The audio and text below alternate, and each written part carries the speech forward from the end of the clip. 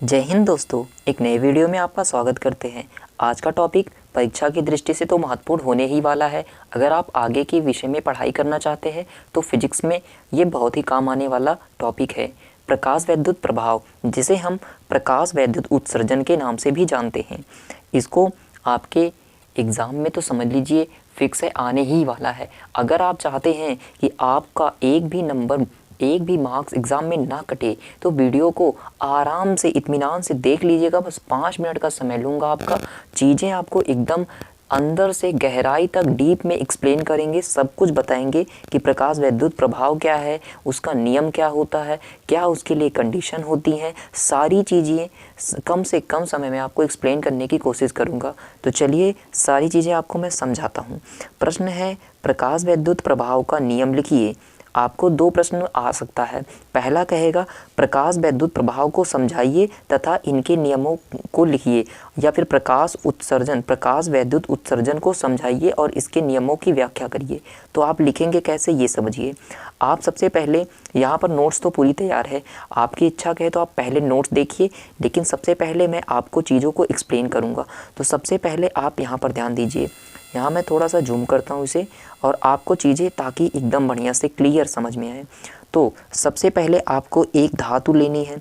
हमने एक धातु लिया है जिसका नाम कॉपर है, ठीक ना। कॉपर एक धातु होती है, इसके ऊपर पराबैंगनी प्रकाश ऐसे ऐसे आ रहा है। तो इसकी जो आवृत्ति है वो कितनी है, निश्चित न्यूनतम आवृत्ति है।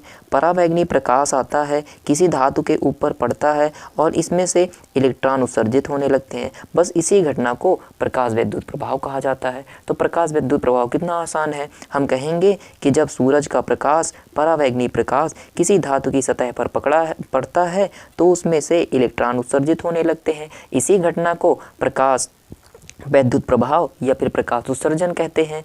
यहाँ से जो इलेक्ट्रॉन उत्सर्जित हो रहे हैं उन्हें हम फोटो इलेक्ट्रॉन कहते हैं। इसका नाम फोटो इलेक्ट्रॉन क्यों पड़ा, क्योंकि जो यहाँ पर पराबैंगनी प्रकाश आ रहा था उस प्रकाश में ऊर्जा के छोटे बंडल होते हैं जिन्हें हम लोग फोटॉन कहते हैं। तो जो प्रकाश होता है वो फोटॉन से मिलकर बना होता है। तो फोटॉन ऐसे चलते हुए आया, इलेक्ट्रॉन से टकराया, इलेक्ट्रॉन को अपनी एनर्जी दी और इलेक्ट्रॉन बाहर निकल गए। तो लगातार फोटॉन आते हैं और लगातार इलेक्ट्रॉन बाहर निकलते रहते हैं। इसी को हम लोग कहते हैं प्रकाश वैद्युत प्रभाव। जब सूरज में बाहर किसी कॉपर की धातु को या फिर किसी भी धातु के टुकड़े को रखा जाता है तो वहाँ पर फोटो इलेक्ट्रिक इफेक्ट हमको देखने को मिलता है।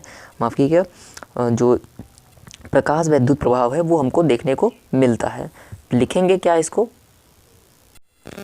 आप लोग इसको लिखिएगा। प्रकाश वैद्युत प्रभाव क्या होता है, किसी धातु सतह पर पराबैंगनी या कम तरंगदैर्ध्य का दृश्य प्रकाश डालने से इलेक्ट्रॉनों के उत्सर्जन की घटना को प्रकाश वैद्युत प्रभाव कहते हैं, तथा उत्सर्जित होने वाले इलेक्ट्रॉनों को, यहाँ पर देखिएगा, उत्सर्जित होने वाले इलेक्ट्रॉनों को फोटो इलेक्ट्रॉन कहते हैं।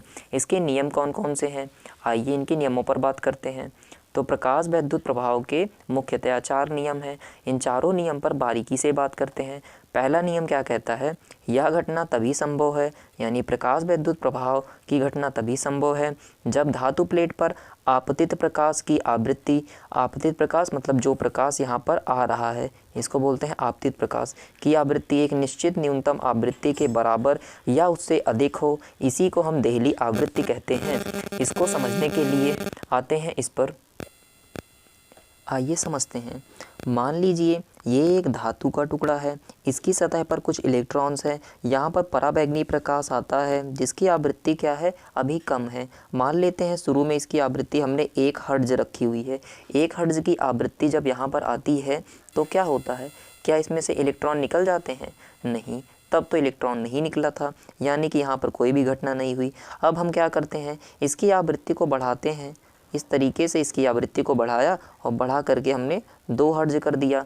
क्या 2 हर्ट्ज आवृत्ति करने पर यहाँ से इलेक्ट्रॉन उत्सर्जित हो गए, अगर हो जाते हैं तब इसी को हम देहली आवृत्ति कहते हैं। अगर नहीं होते हैं तो फिर से हम यहाँ पर इसकी आवृत्ति को बढ़ाते हैं, और अब की बार जब इसकी आवृत्ति बढ़ाने का मतलब स्पीड से है, अब की बार जब इसकी स्पीड बढ़ गई, यानी कि पहले पैसेंजर गाड़ी थी अब बन गई शताब्दी, अब इसकी जब स्पीड बढ़ी मतलब खूब तेज़ी से प्रकाश यहाँ पर आया तो यहाँ पर इलेक्ट्रॉन रुक नहीं पाया और यहाँ से फोटोन इससे टकराया और फोटोन के टकराते ही इसमें से इलेक्ट्रॉन धकाधक निकलने लगे।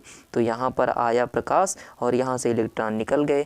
बस जिस निश्चित न्यूनतम आवृत्ति पर, इस आवृत्ति पर उत्सर्जन हुआ, नहीं हुआ, इस आवृत्ति पर हुआ, नहीं हुआ, इस निश्चित न्यूनतम आवृत्ति पर प्रकाश का उत्सर्जन हो गया, इसी को हम बोलते हैं देहली आवृत्ति। देहली आवृत्ति क्या होती है? वह न्यूनतम आवृत्ति जिस पर प्रकाश वैद्युत उत्सर्जन की घटना घटित होती है, उसी को कहते हैं।